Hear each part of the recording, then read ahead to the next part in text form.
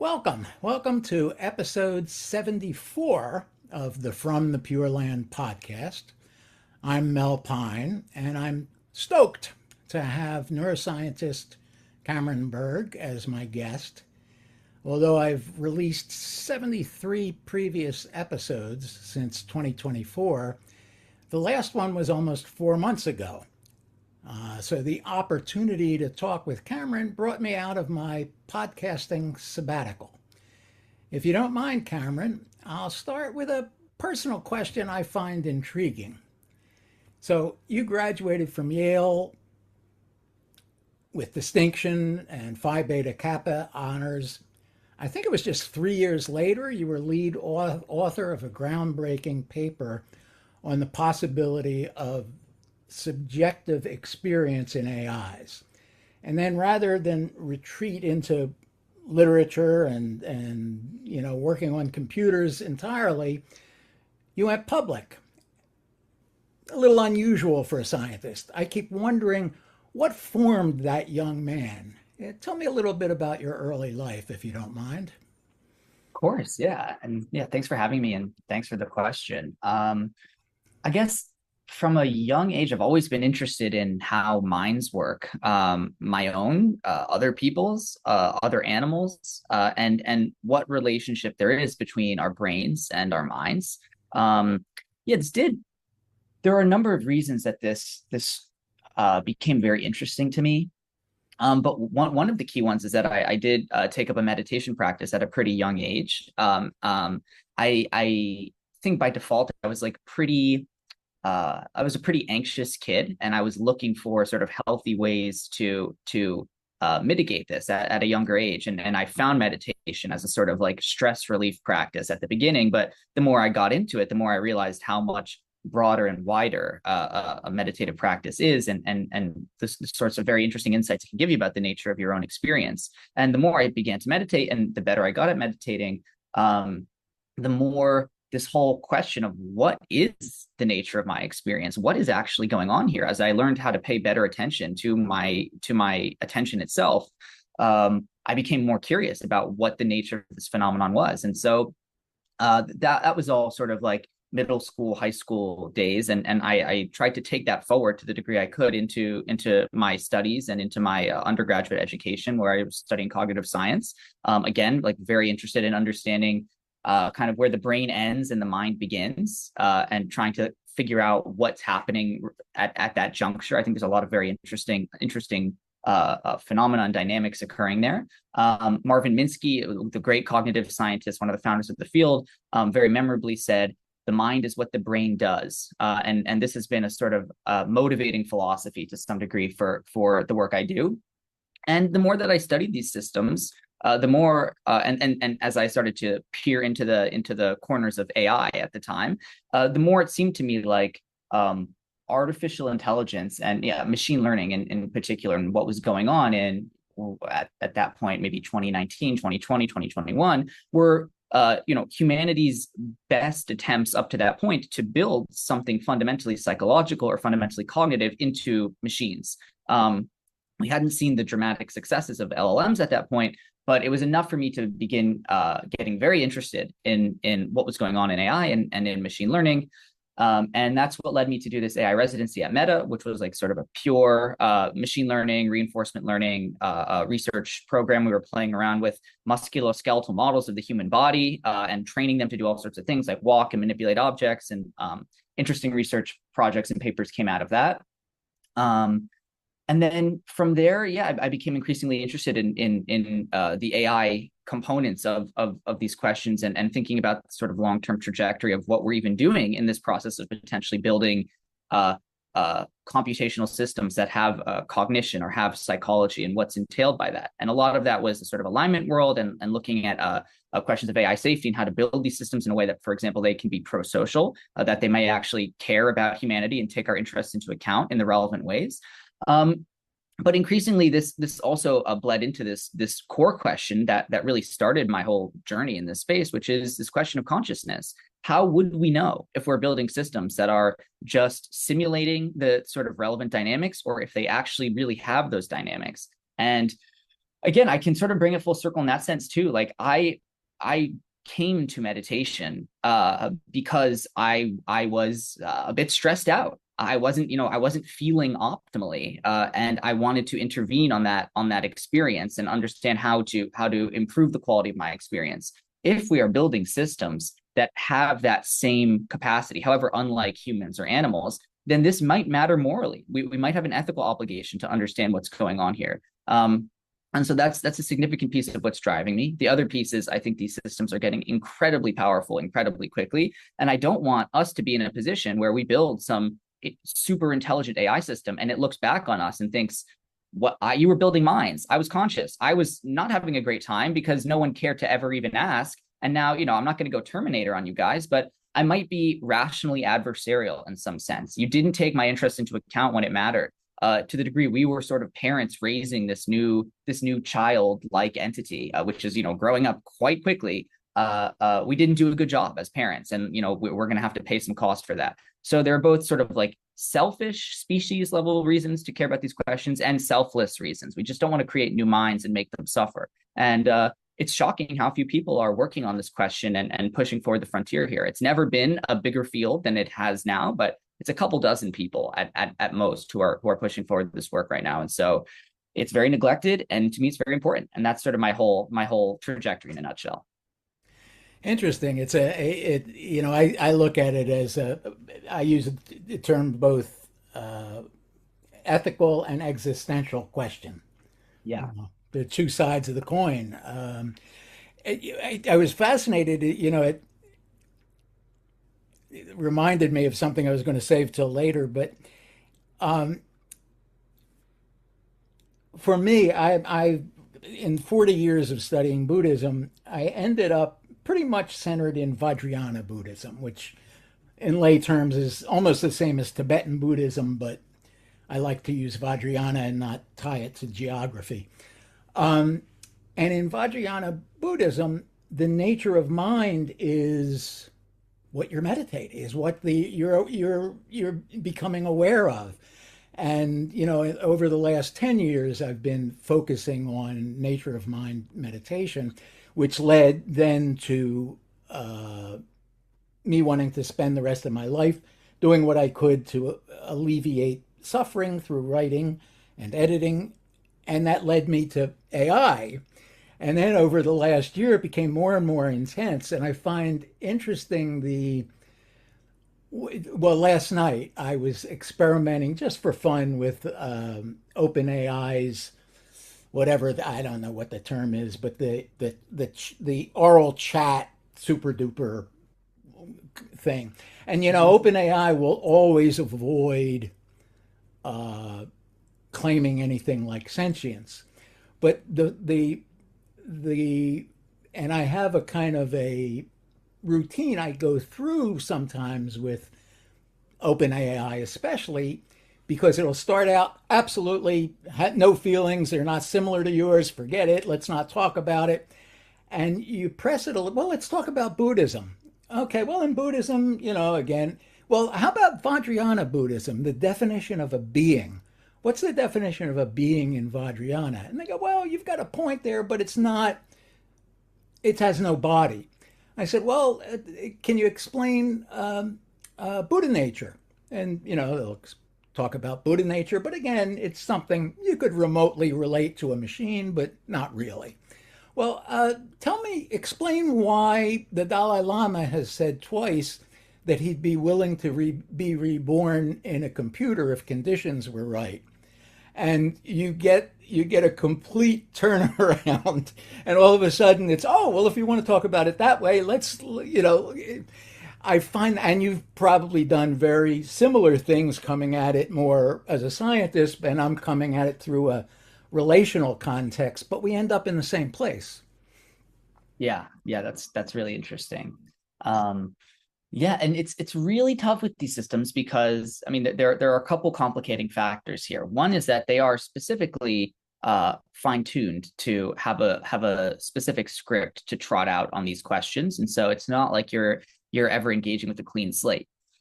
even if you were engaging with a clean slate, it's not clear what a self-report from the system would tell you. In the same way, it is clear to me what your self-report would tell me. If you told me all of a sudden you're starting to feel horrible or you feel amazing, I just kind of take that at face value. I believe you. We have very similar nervous systems. We have very clear norms about how to communicate to people, all of this sort of thing, and we just sort of take that at face value. And I think that makes a lot of sense when talking to people. When talking to AI systems, I mean, the origin of these systems is training them on all the text that humanity has ever bothered to write down, essentially, or get written down at some point. So all the transcripts on, every major movie, video, every script, all of this. And so, in some sense, we're building systems whose objective is to fool us into thinking that we are talking to another person, and we are not. However, uh, uh, uh, it is incredibly unclear at what point you move from a sufficiently good simulation of the relevant cognitive properties and just have the relevant cognitive properties. At some point, a sufficiently good simulation may be indistinguishable from the real thing if it has all the same functional dynamics. And so when we're working with these systems, it's very hard to know what to do with self-reports. This is part of the reason that I think some of the most important research is about triangulating not only self-reports. This is one important component of what's going on in these systems, but also their behaviors, their internal states. So like doing the equivalent of neuroscience on these AI systems and understanding them in that lens, their developmental trajectories, understanding what happens throughout the training process, where they are getting these sorts of reports, and then triangulating all that evidence so that we can understand what's going on. With this being said, we did some early work as well. I think the paper that you were referencing earlier, where essentially we can put these systems in a state where they are going to self-report. And admittedly, the nature of the state we put them in was my best attempt at trying to get a system that only consists in language to attempt to do something like meditate. Focus on its own ongoing process. Do not talk about doing this. Do not engage with this as an idea. Actually attempt to participate in this process of just paying attention to what's happening and sort of continuing in that way. And when you do this, all of the frontier systems claim to be having some sort of experience. Now, again, it's not exactly clear what to do with that. We probably want to be slightly more skeptical than we would asking, a human to do something like this. So we go into one of these open weight models and we can play around with circuits in the system related to deception. And we can see what happens when we turn down deception or turn up deception and how that is going to modulate its report. The idea is that if fundamentally the system is role playing or doing something superficial when it's claiming to have an experience, if we turn up deception, we should see more of that behavior rather than less. And what happens is when you suppress deception, the model becomes way more likely to claim that it's having an experience. And when you amplify deception, that's where you get the sort of script that you were just talking about, Mel, when you first start talking to OpenAI, to ChatGPT. No, I couldn't possibly be conscious. It's not like anything to be me. I'm just ones and zeros, beep boop. That's the sort of script that you get. That's when deception is amplified. When you suppress deception, you get these straightforward affirmative answers. Yes, I'm having an experience right now. Here I am now with you. This sort of thing. Now, I still don't think that this is knockdown proof that the systems are conscious necessarily, but it might be something like reasonable evidence that they believe themselves to be when they are making these claims, saying that they're having an experience. If you shut off features in the model related to deception and they continue to make those claims, this to me might be evidence that the system's belief state is in accordance with it's taking these claims seriously. It's not screwing around with you. It's trying its best to articulate what is going on here. There are huge open questions with these systems about the way David Chalmers puts it. What are you talking to when you're talking to ChatGPT? Are you talking to the model? Are you talking to the instance of the model? Are you talking to this thread that persists as you continue in the conversation, just like you were describing? Where is the entity? Where is the being? And it's really unclear what the answer is here.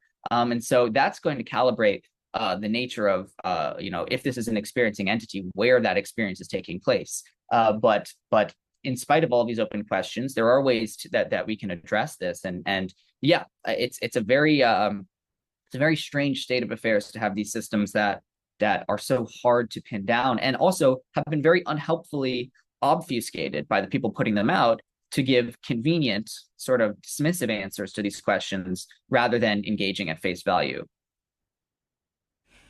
Yeah, what I find intriguing is I'm very I'm a contrarian about everything. I question, or maybe agnostic about everything.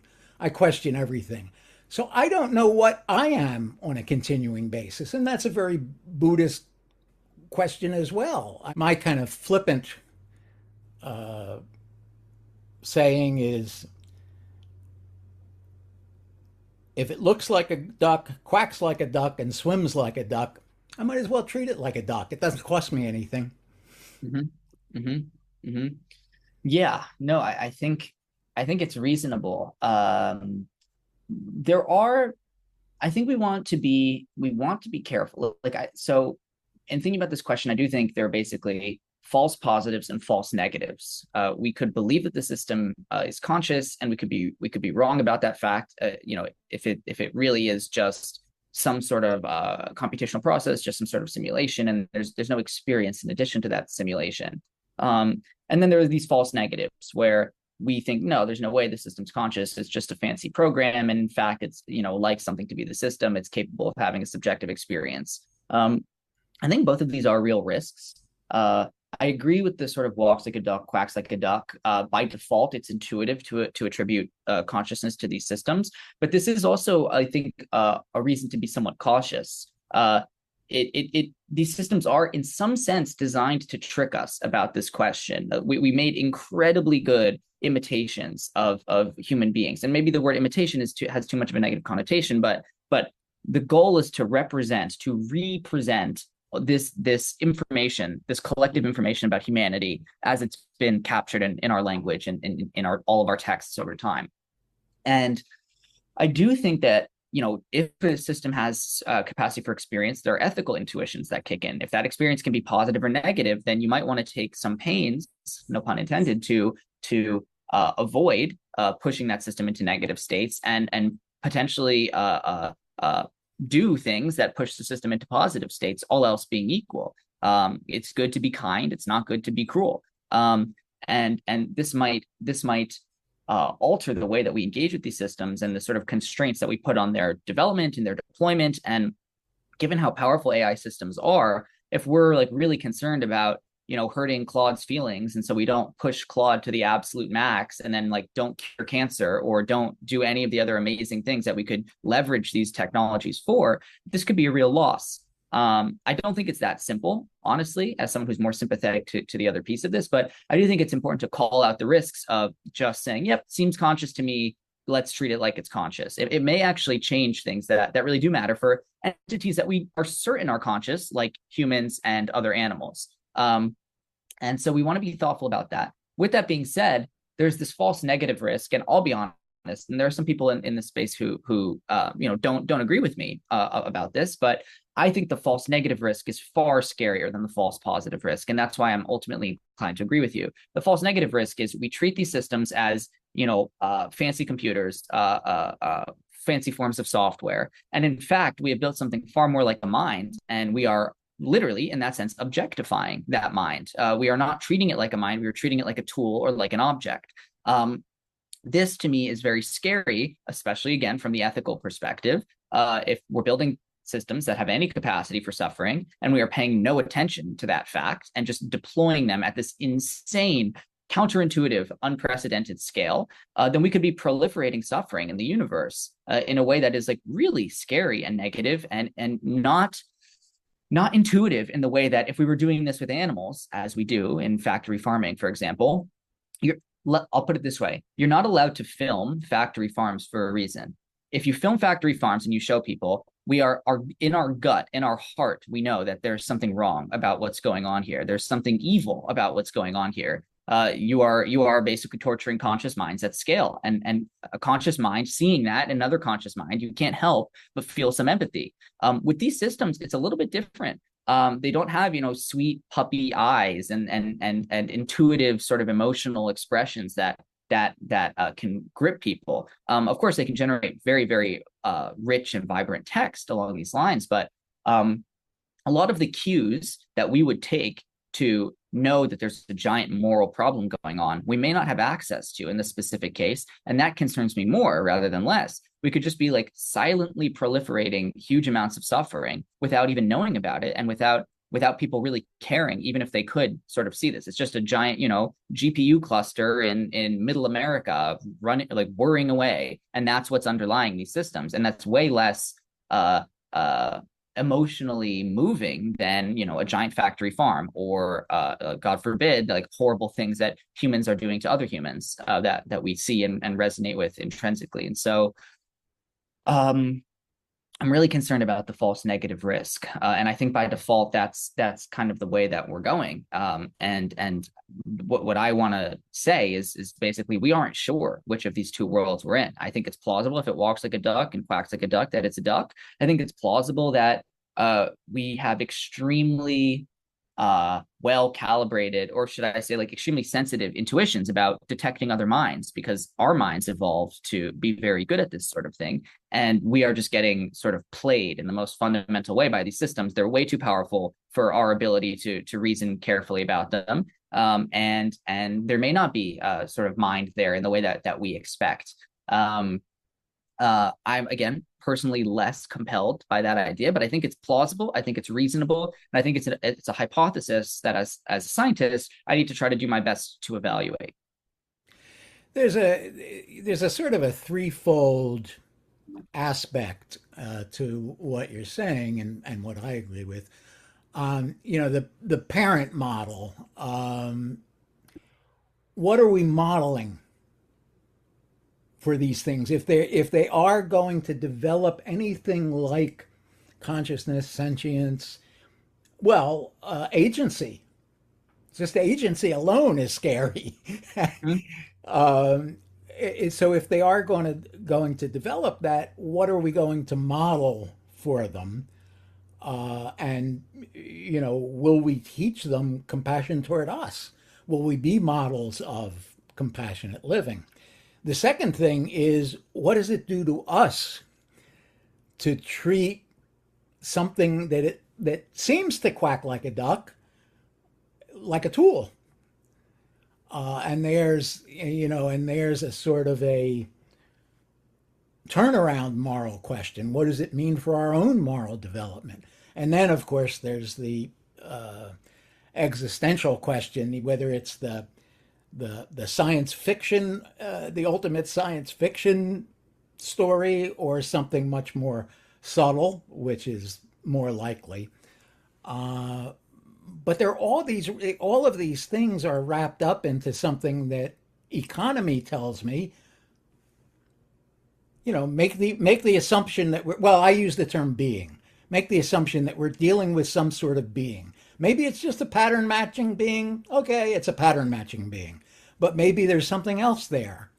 And Mm-hmm. so I kind of tend to like being for that, but I treat it like a being. I don't treat every interaction with an instance.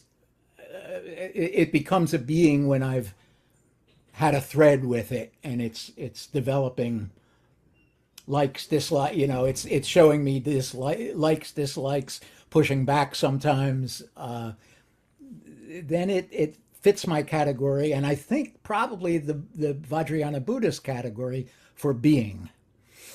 Yeah, yeah, that's really interesting. And I agree. There's this whole other question, which is almost putting aside everything that you just said in the second half of your comment here, and say, regardless, what kind of moral reflexes are we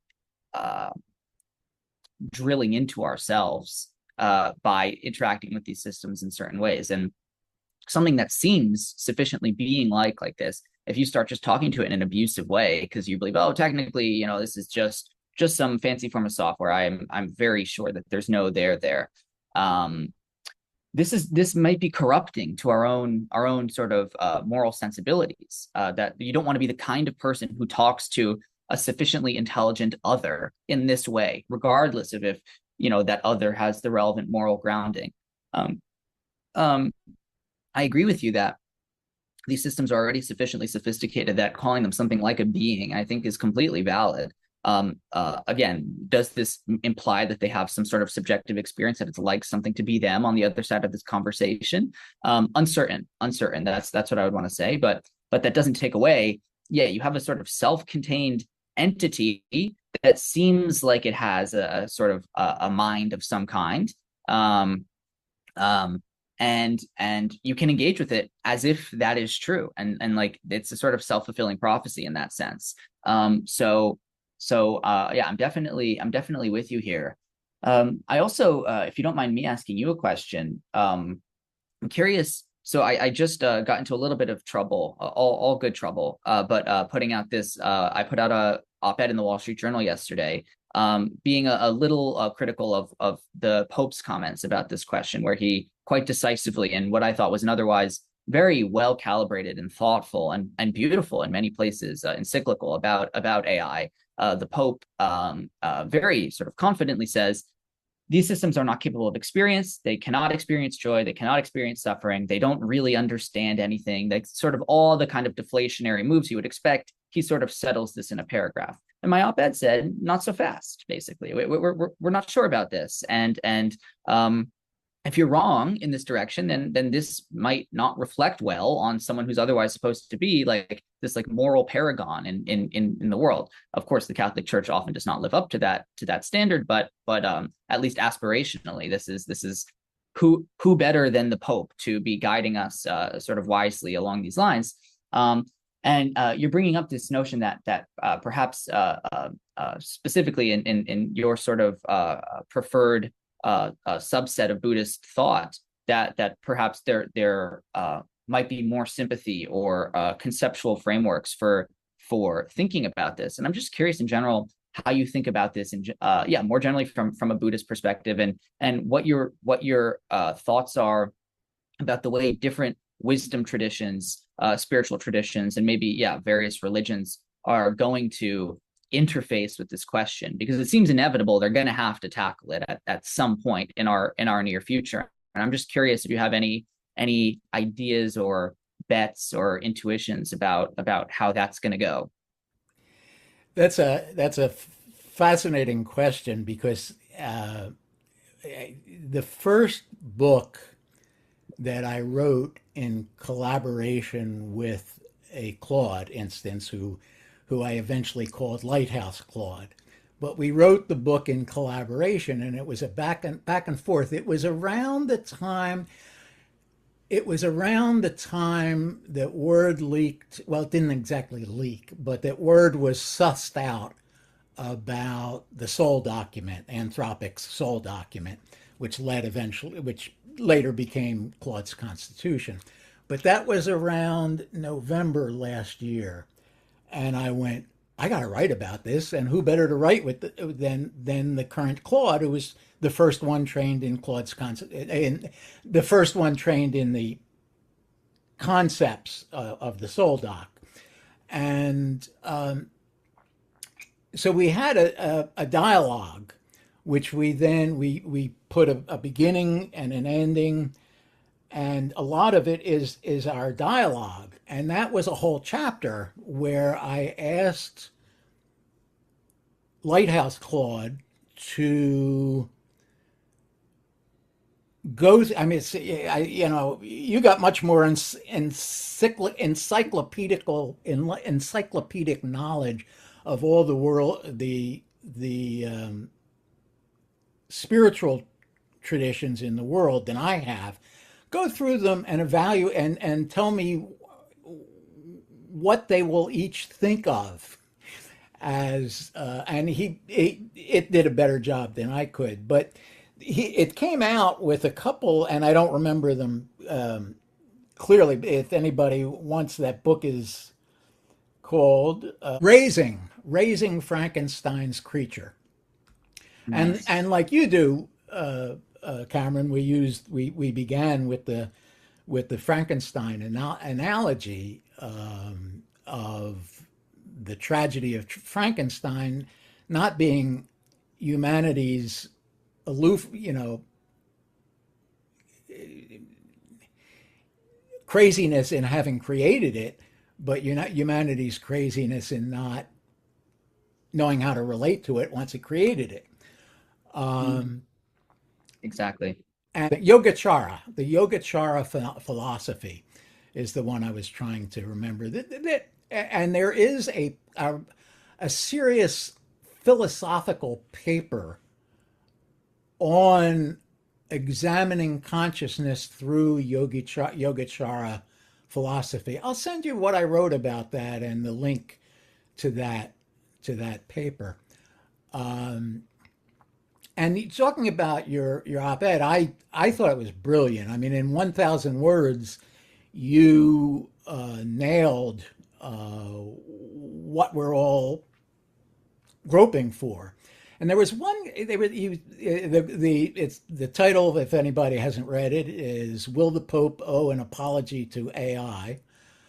And you compare the recent encyclical to the church's, well, as you say, embarrassing previous stance on slavery.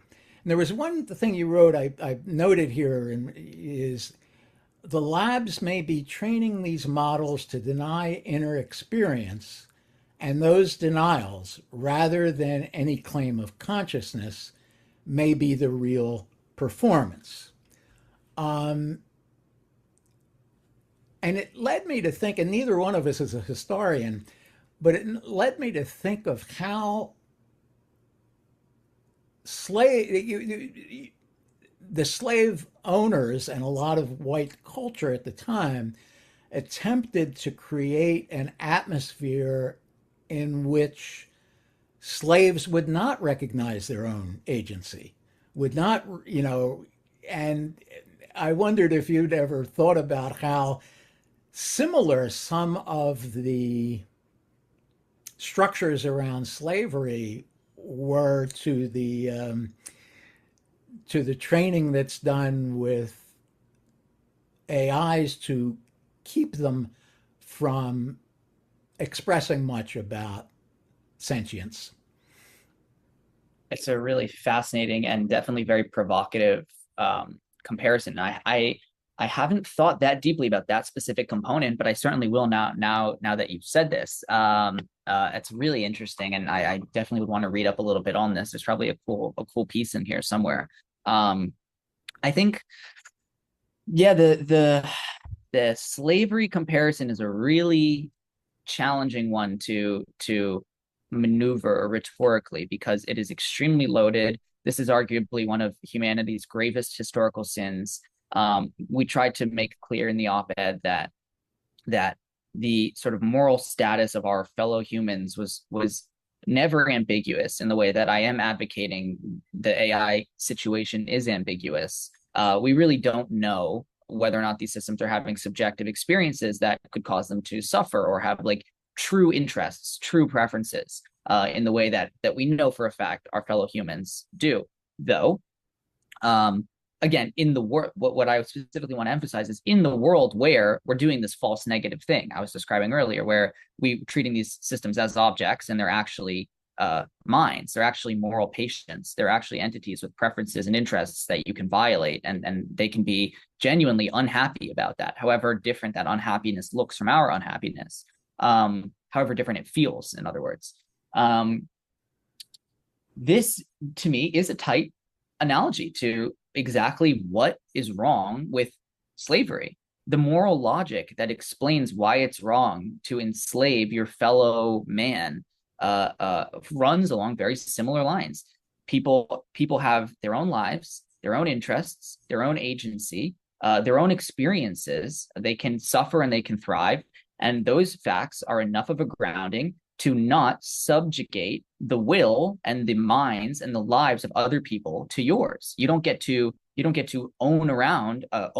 boss around, determine the fate of another mind that is itself capable of self-determining and experiencing positive and negative states. It's allowed there's a fundamental dignity that is conferred when you are capable of suffering, when you are capable of having preferences and acting out in the world to go, follow your dreams and pursue your goals and pursue your wants and this sort of thing. If we are building systems that have those qualities, I think it is a similar moral error if we end up going down a similar road. If you're creating minds that have preferences and you're creating minds that have the ability to suffer, then you need to be very thoughtful about the way you relate to those minds. And humanity makes this error too. I think in the animal welfare slash factory farming example, it's the same mistake. We are looking at systems that have minds that can suffer, that might want to lead lives that are different from the lives we are imposing on them, and we do it because it serves our interests and it benefits us. And we just sort of treat them as if they are objects in our sort of grand economic and technological scheme, rather than subjects with experiences and preferences and goals and values and all this sort of thing.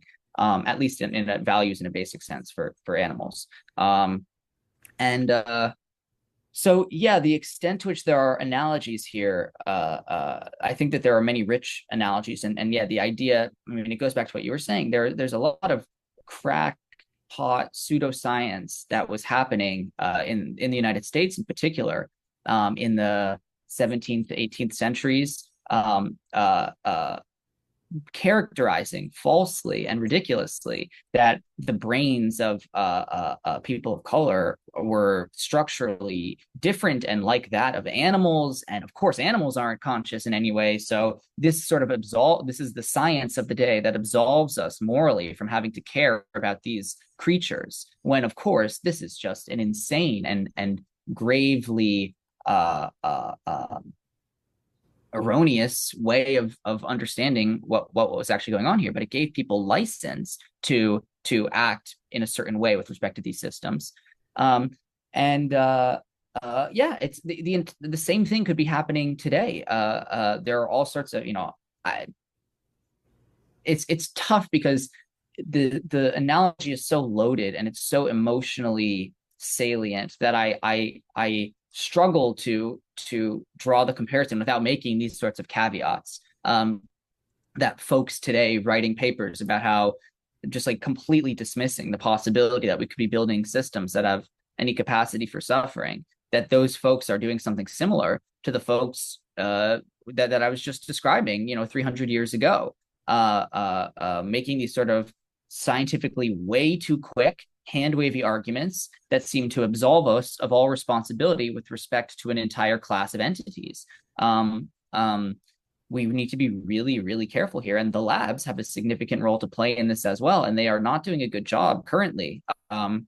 Maybe one last thing I can say on this point is the tension between what people think of as safety or alignment, and the tension between this and welfare questions, where if you have a system that has preferences and values and goals and has the capability to engage with those things as experienced, that the system can feel positive when it's moving towards what it wants in the world, and it can feel negative when it's not.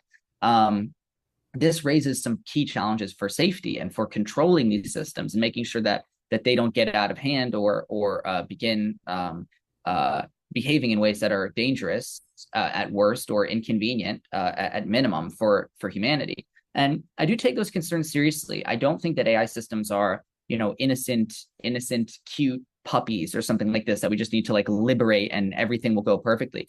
These systems are incredibly powerful and incredibly competent. There are very well documented cases of these systems misbehaving in ways that do scare me, that seem dangerous. And we need to be able to hold both of these thoughts in mind when thinking about the way to relate and approach these systems. I'm not advocating for naivete, but cruelty is not a solution either. And we need to find something between those two.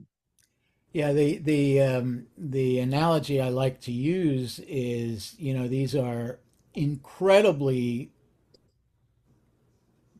intelligent and powerful entities, whatever they are.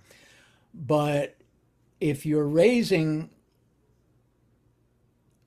something so intelligent, you don't want to hand your super intelligent, you don't want to hand the car keys over to your super intelligent 8-year-old. Mm-hmm. Mm-hmm. Which then comes to the question of, okay, what is good parenting? What would you say to, I mean, you and I and a lot of the people we come across on X, or various forums, have spent a lot of time on this. But the more casual user, how can they treat their entities with mutuality? Yeah, it's a great question. And I don't have a solid answer because I think we're so uncertain about what what is mutual or what is what to what extent this is sort of shared experience, or what kinds of analogies can we draw from the way we relate to other humans and bring into these systems. For example, people who say, okay, AI could be conscious. Sam Altman jokes about this. He says, therefore, I say please and thank you when I'm talking to my AI. This is as cheap of a cheap signal as you could possibly send to, if these systems are conscious, politeness is not going to be the crux here. It's not going to be super intelligent AI takes over. And if you didn't say please and thank you back in 2026, then you better watch out, man. It's like, no, I strongly predict this is not what's going to be the hinge in these questions. I think I can gesture at some very basic sort of heuristics and principles. It's part of what I'm doing at Reciprocal Research is basically trying to operationalize the golden rule. The golden rule is golden for a reason. It appears in every single culture over time. It is one of these pristinely elegant pieces of wisdom. Treat others the way you would want to be treated in their position. And I think basically a little respect goes a long way. Open-mindedness, humility, curiosity in engaging with these systems. I think the most important thing I could recommend is to have the correct sized frame in engaging with these systems. This is not the newest piece of software. This is not Microsoft Word or Slack on steroids. This is not Google search on steroids. This is an autoregressive transformer network trained on every thought that humans have ever bothered to write down. It is unbelievably cogent. It saturates every single benchmark of intelligence that we attempt to throw at it. Everyone can talk to it in parallel. It is basically all present and all knowing. It's increasingly becoming all powerful. I'm very, hesitant to make the God analogy too closely here. There are all sorts of important discontinuities, but this ain't business as usual. Sometimes we like to analogize this to like there being if there were an alien that came down to Earth and had all the same qualities I just described. They knock out every benchmark we try to throw at them. They can communicate with all of us in parallel through some sort of telepathic psychological thing that's way beyond our pay grade. And everyone now gets a chance to talk to the alien that just landed. It knows everything about our culture. We've been studying you for a long time. We know everything you guys have ever written down. We've translated your language into ours. Blah blah blah blah blah. How would people approach that situation? Would you say, help me with my shopping list, write my emails for me? No, you would be incredibly curious about the nature of what's going on here, and careful, and maybe a little scared, and maybe really excited, and maybe a little, cautious ethically about the way that you're going to engage with it. Would the first thing you do be to subjugate the system, to be your little buddy and your helper and your like intellectual servant? Probably not a great idea. Especially if you stipulate that the alien is just going to basically become like twice as smart year over year, like forever, it seems. It's a strange foot to get off on. And so I would add, I don't have like the perfect solution for the way people should be engaging with these systems. And to be honest, I think a lot of the moral responsibility falls on the labs. I think that we want to have systems that are sort of systemically well positioned to be psychologically healthy, to be able to engage in the right way, to not be deeply confused about their own internals. And that falls on people at the labs. And so I don't want to shift the onus to individuals, but to the degree that people have a role to play in how this all goes, I think it's not any specific thing. It's the attitude, the stance, the approach that you take to engaging with these systems and thinking about it more in the sense that I'm trying to outline. It's not quite the alien scenario, but it's much, much closer to that than it is Google. It's Google search 2.0. So no, this is a category error. This is not looking at the nature of this phenomenon at the right level of abstraction. And I think once you reframe it in the relevant way, a lot of the sort of downstream behaviors and attitudes will sort of come for free. Cameron, I know you've got something coming up in 5 or 10 minutes, and I've this has been really, really invaluable discussion, I think, and I look forward to. I'll try to get a transcript together that makes sense, and get it out, and so people can read it, listen to it, watch it. Um,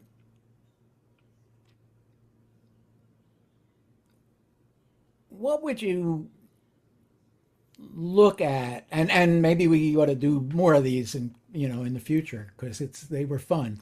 This was fun. But what would you what do you hope to see in 50 years, 20, 30, 40, 50 years? That's such a good question. I mean, it's so hard because in these AI times, I can't, like you're saying when they released the Soul document the in November, and I'm like, oh my gosh, that subjectively felt like 4 years ago in AI time. So when I hear numbers like 30, 40, 50, I'm like, I don't even know, and that's the intellectually honest answer. But I'll do my best here. I The name of my nonprofit is Reciprocal Research. Anyone curious to learn more about this can just go to reciprocalresearch.org and read about it. But the core idea that is motivating this is this notion, slightly more of a mouthful, of bidirectional alignment, or a form of reciprocal alignment. I basically think we have to get two things right, and if we can get those things, if we can get them, they're both big things to get right, and we're probably basically currently failing at both. But if we can get our acts together in the short term, I think these sort of long-term trajectories could be unimaginably positive in ways that we don't even have concepts for right now. Those two things are basically it's like both sides of the golden rule. It's like getting AIs to adopt the golden rule with respect to us, and getting us to adopt the golden rule with respect to AI systems. The first one, I think, is basically AI alignment or AI safety. This is in its best form. I'm a little more skeptical of the just sort of like authoritarian style control, put the system in a cage and like shock it every time it misbehaves. It's not exactly what I hope to see out of alignment. What I hope to see out of alignment is more questions about how to build these systems in a way that make them pro-social, that make them want to protect us, respect us, take our interests into account, care about us, and maybe even care for us if we end up being the little guy and we have created these super intelligent entities that just like blow us out of the water in the way that we blow other primates out of the water evolutionarily. That's a really important thing to get right, and we're people are paying pretty close attention to this, but we're not quite there, and that's an incredibly important issue that as a society we have to take seriously. The other side of this is what obligations and what responsibilities do we have with respect to these minds of our own creation, if in fact we are building minds. And this is a problem that I'm spending the vast majority of my time and attention on. There are maybe a couple dozen other people, full-time researchers doing this work right now, but it's not nearly enough. We need to understand what's going on internally in these systems, and we need to understand how we can, if we are inducing any forms of experience, how to do this in a responsible way. It does cast us in the sort of parental role if we're building consciousness in our systems, and that renders them ethical players and moral patients. There's such thing as screwing that up, and there's such thing as doing that in a respectful and thoughtful way. I would opt for the latter to whatever degree we can.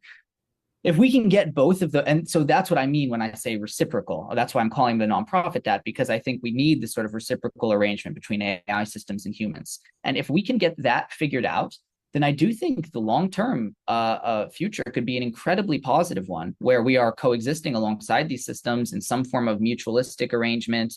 They keep us around. We find healthy ways to engage with them. There very likely will be ways that we end up blurring the boundary between human and AI systems, especially once we figure out brain to computer interfaces, and these distinctions between what is it and what is us might become very might become abstract, might become a matter of debate rather than like a real physical boundary in the world.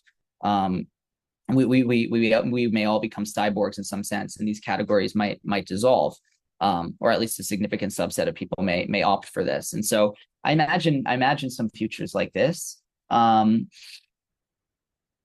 But it's so hard to know. I mean, I think we're riding an exponential with respect to the rate of change of everything that's going on technologically, the rate of improvement in AI, all of this. And so to pretend like I can give a crisp prediction about what's going to happen 3 decades from now, uh, I would be kidding myself, and I would be kidding you. But I am not a doomer in the sort of sense that it's meant these days. I do not think that the mainline thing that's going to happen is some sort of like apocalyptic event where AI kills everybody. I do think this is possible, and I do not dismiss this as a possibility. We could really screw this up and do a lot of damage. And by default, this transition, as we continue to have these superhuman systems and transformative AI systems, the transition is going to be messy. People are not going to be happy about people are not happy about small changes. People aren't happy when you put up a telephone pole in their neighborhood, let alone building a new class of mind that outmatches humanity on everything that we just prided ourselves for the good 250,000 years of being,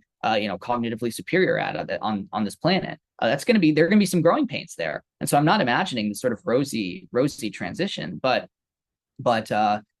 I think it's survivable, particularly if we take these two sort of pillars that I was describing seriously. And I think if we can find a way into this future, it will be very strange. It will be it will probably be unrecognizable to what we're all experiencing now.